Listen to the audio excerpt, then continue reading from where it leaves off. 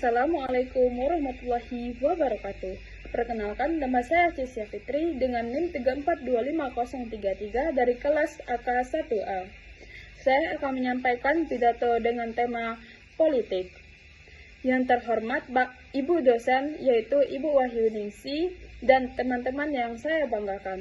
Puji syukur, marilah kita panjatkan kehadirat Allah SWT yang telah memberikan kita kesehatan dan kesempatan sehingga kita dapat berkumpul pada ruangan ini.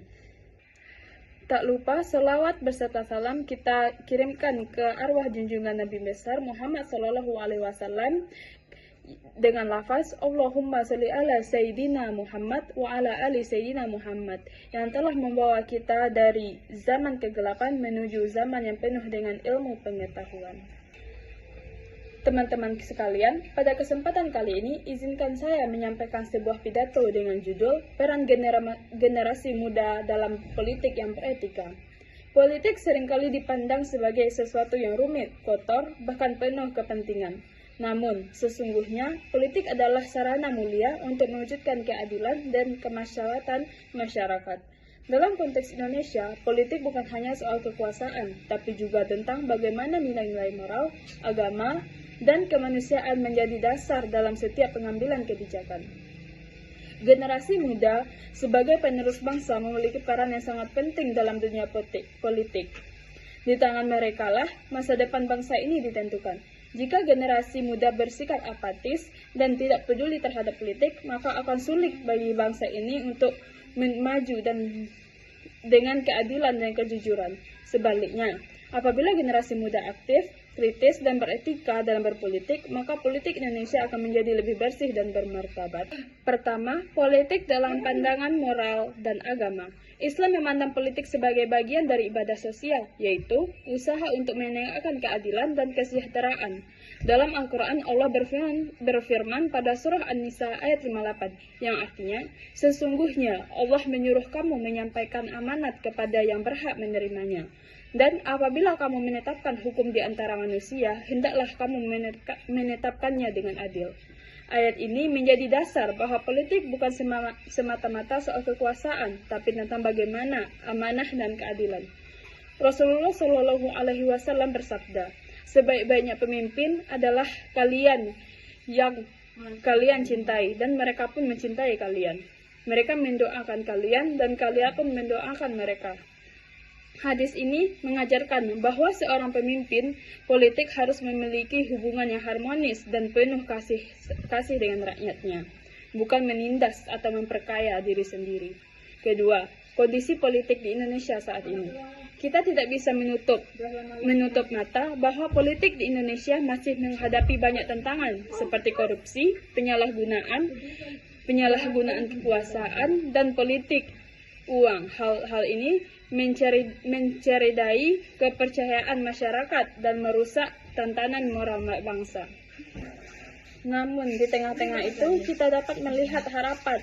Banyak anak muda kini mulai terjun ke dunia politik, membawa semangat baru yang penuh jujur, kritis, dan berorientasi pada perubahan. Media sosial misalnya menjadi sarana bagi generasi muda untuk menyuarakan pendapat, mengkritisi kebijakan, dan mengajak masyarakat berpikir lebih rasional. Ketiga, peran generasi muda dalam politik yang beretika. Generasi muda harus menyadari bahwa mereka adalah agen of change, agen perubahan yang memiliki kekuatan besar dalam membentuk arah politik bangsa. Ada 3 hal utama yang perlu dilakukan generasi muda untuk membangun politik yang beretika. Pertama, yaitu meningkatkan literasi politik.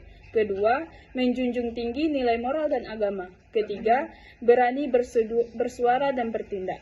Selanjutnya, politik sebagai wadah pengabdian. Politik yang baik berarti mengabdikan diri kepada masyarakat, pemuda yang beretika, dan menjadikan politik sebagai sarana untuk memperjuangkan kesejahteraan rakyat, bukan ambisi pribadi. Sebagaimana pepatah bijak mengatakan, jangan tanyakan apa yang negara berikan kepadamu, tapi tanyakan apa yang kamu berikan kepada negaramu. Dengan semangat itu, generasi muda harus menjadi pemimpin yang berjiwa bersih memiliki visi jauh ke depan, serta mampu menjaga nilai-nilai keislaman dalam kebangsaan. Teman-teman yang saya banggakan, melalui politik yang beretika, kita tidak hanya membangun negara, tapi juga membangun peradaban yang adil dan bermartabat. Maka dari itu, marilah kita para generasi muda bersama-sama menanamkan nilai moral, integritas, dan tanggung jawab dalam setiap langkah kita, baik di dunia pendidikan, organisasi, maupun kehidupan bermasyarakat. Sebagaimana Rasulullah Shallallahu Alaihi Wasallam bersabda, setiap kalian adalah pemimpin, dan setiap pemimpin akan dimintai pertanggungjawaban atas yang dipimpinnya. Marilah kita jadikan pesan itu sebagai pedoman dalam berpolitik dan bermasyarakat. Sebelum saya tutup pidato ini, izinkan saya menyampaikan sedikit pantun. Burung merpati terbang tinggi, hinggap di dahan membawa berita. Generasi muda, mari berbakti, membangun negeri dengan penuh sukacita. Demikianlah pidato yang saya sampaikan. Semoga bermanfaat bagi kita semua dan menjadi penyemangat untuk berpolitik secara santun, jujur, dan penuh tanggung jawab. Saya akhiri dengan wabillahi taufiq wal hidayah. Wassalamualaikum warahmatullahi wabarakatuh.